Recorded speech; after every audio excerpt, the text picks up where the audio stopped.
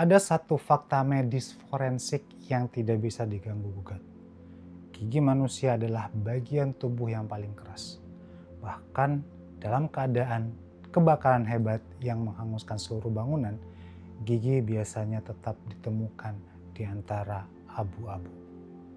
Tapi pada malam Natal tahun 1945 di Fayetteville, West Virginia, sebuah rumah terbakar habis hanya dalam waktu 45 menit. Dan 5 anak yang ada di dalamnya hilang tanpa meninggalkan satu pun fragmen tulang, apalagi gigi. Tim penyelidik saat itu bilang mereka menguap, namun secara sains itu mustahil. Selamat datang di Radijime Mysteries Playlist.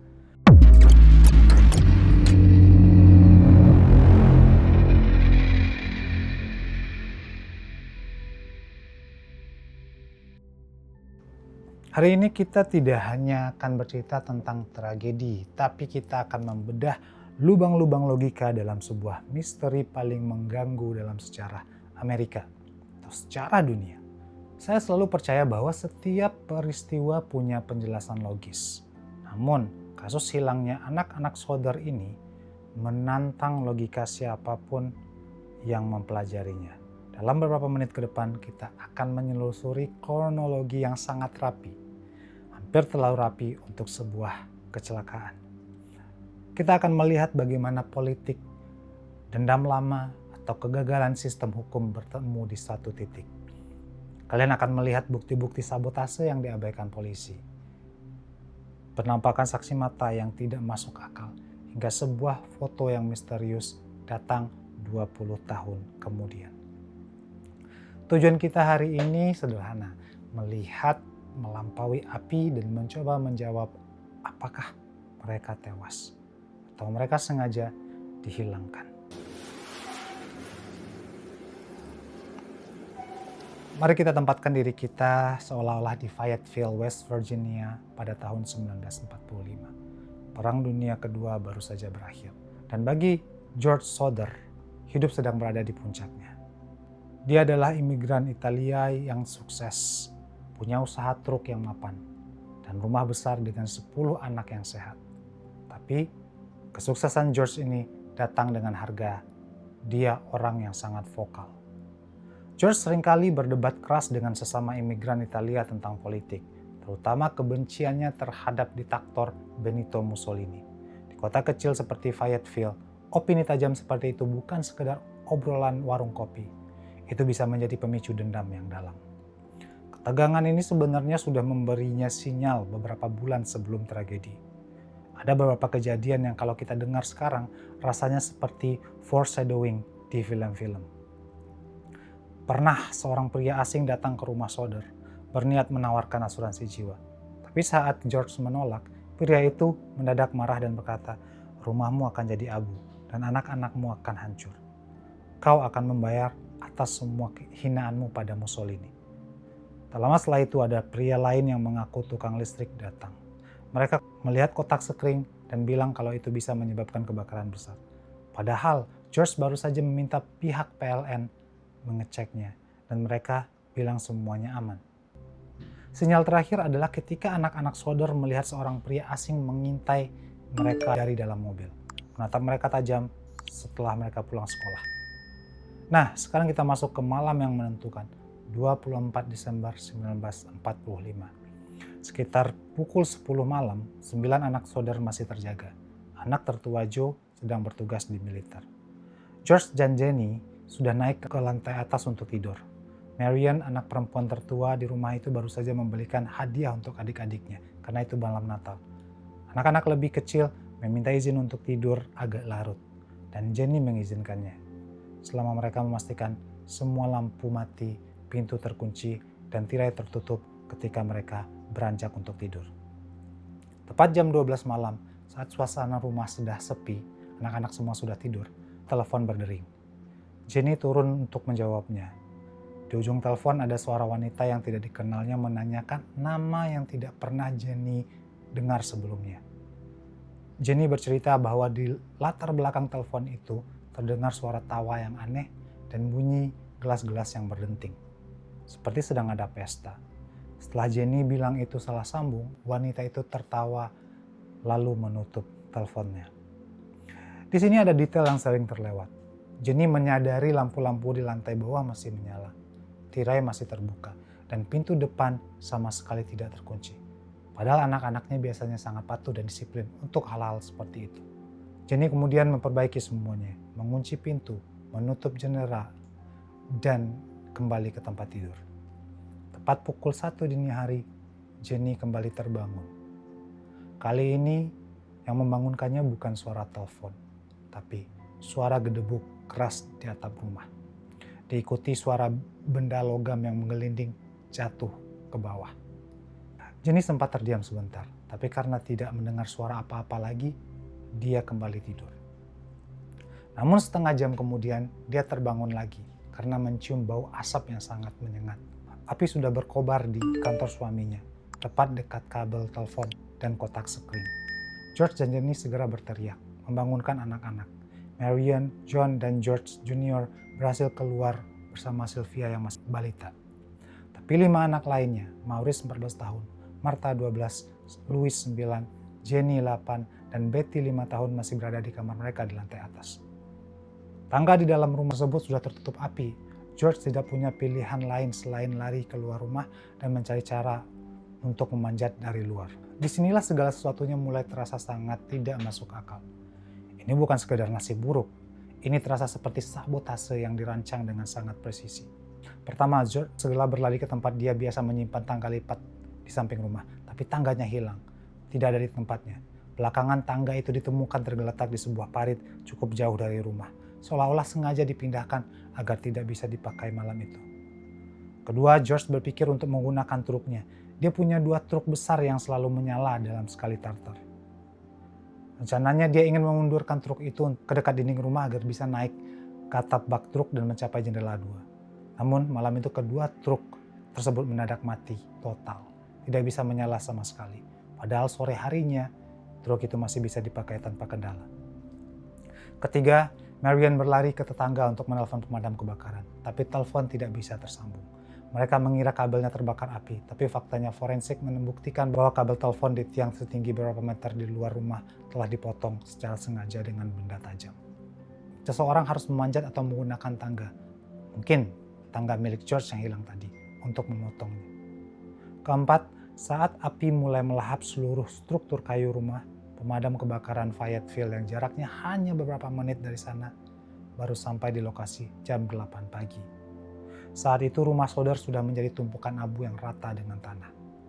Alasan keterlambatan mereka, kepala pemadam F.J. Morris mengklaim bahwa mereka kekurangan personil karena malam Natal dan dia sendiri tidak bisa menyetir truk pemadam kebakaran malam itu. Bayangkan seorang kepala pemadam kebakaran menunggu 7 jam karena alasan tidak ada sopir. Dan inilah puncak dari segala keanehan malam itu. Tidak ada jasad tersisa. Rumah kayu Sodder terbakar habis dan runtuh dalam waktu kurang dari 45 menit. George, Jenny, dan tetangga-tetangga mereka yang menonton hanya bisa melihat ke arah puing-puing dengan rasa ngeri. Menanti petugas menemukan sisa-sisa kelima anak yang tidur di lantai 2 tersebut. Namun setelah pencarian singkat, Morris mengatakan bahwa tidak ditemukan satupun fragmen tulang atau sisa tubuh. Morris dengan entengnya berteori bahwa api begitu panas sehingga tubuh anak-anak tersebut menguap. Tapi tunggu dulu, secara sains itu omong kosong. Kebakaran rumah biasa, apalagi yang berlangsung kurang dari 1 jam, tidak akan pernah menghasilkan suhu yang cukup tinggi untuk mengkremasi tulang manusia secara total. Bahkan di krematorium modern yang suhunya mencapai 1000 derajat Celcius dibutuhkan waktu berjam-jam untuk menghancurkan tulang. Dan itu pun masih menyisakan fragmen yang harus digiling. Apalagi gigi manusia yang adalah materi organik yang paling keras. Mereka tidak akan hilang begitu saja dalam waktu 45 menit. Jadi, kalau api tidak memakan mereka, kemana Maurice, Martha, Louis, Jenny, dan Betty pergi? Bagaimana mungkin 5 anak hilang dari rumah yang terkunci tanpa suara teriakan di tengah kobaran api? Disinilah kita mulai menyadari bahwa api malam itu kemungkinan besar hanyalah pengalih perhatian untuk menutupi sesuatu yang jauh lebih gelap. Sekarang kita punya fakta lapangan. Tangga hilang, truk mati, kabel telepon dipotong, dan tidak ada mayat. Logika kita pasti berteriak bahwa ada pihak ketiga yang terlibat. Selanjutnya kita akan membedah teori-teori kontroversial yang berkembang, mulai dari keterlibatan mafia Italia, penemuan jantung palsu oleh polisi, hingga foto misterius yang datang 20 tahun kemudian yang membuat George Soder yakin bahwa anak-anaknya tidak pernah mati malam itu.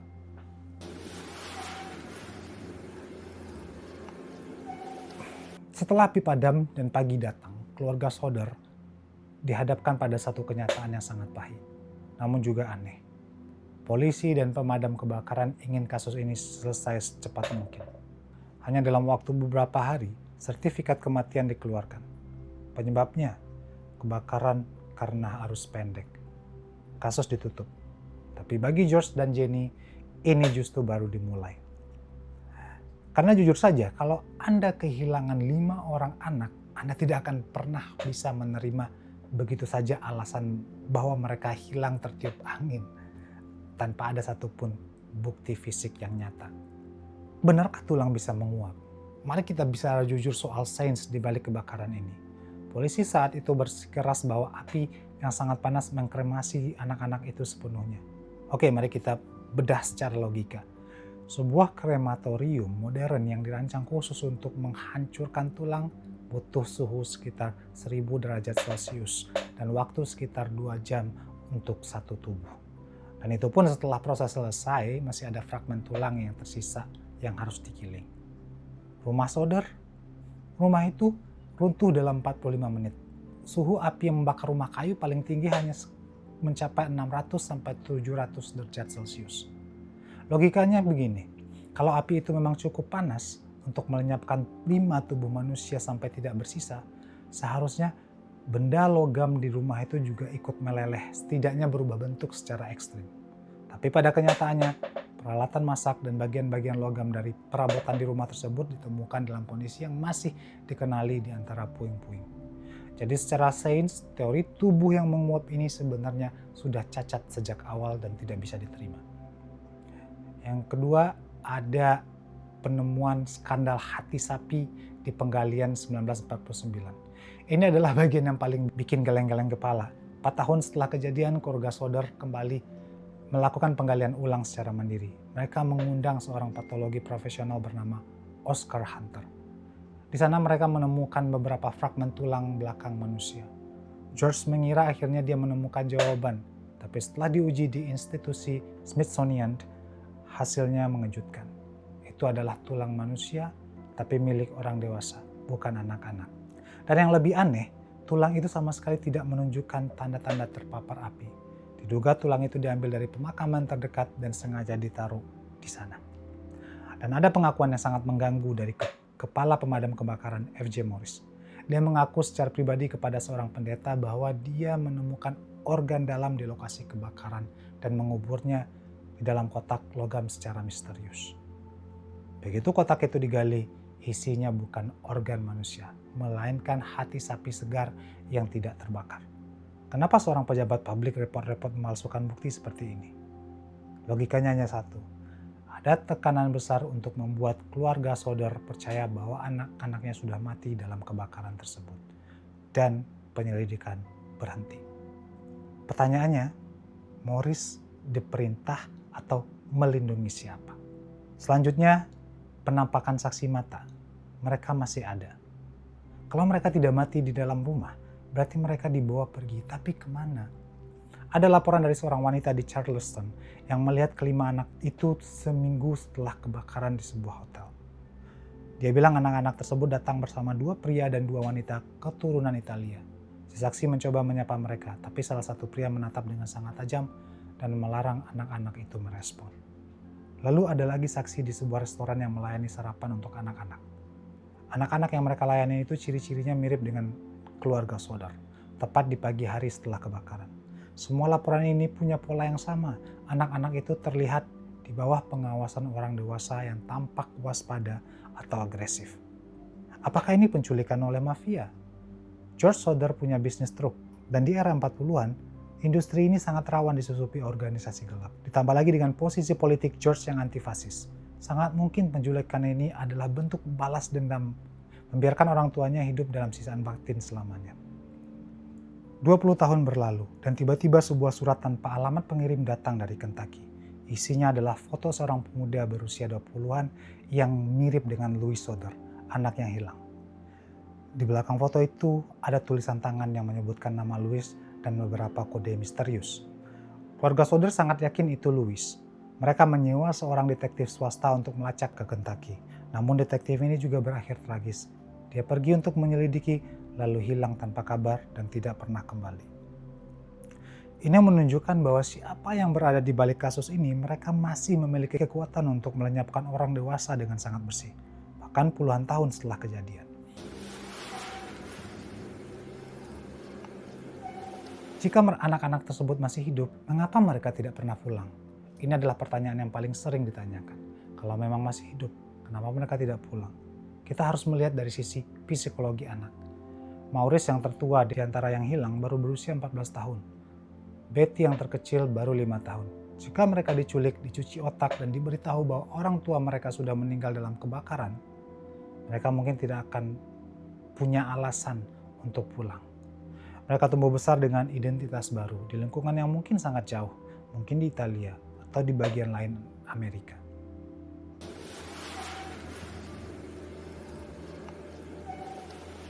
Kisah keluarga Soder ini bukan cuma soal misteri kriminal, tapi soal ketegaran sebuah keluarga yang menolak untuk menyerah pada narasi yang dipaksakan oleh otoritas.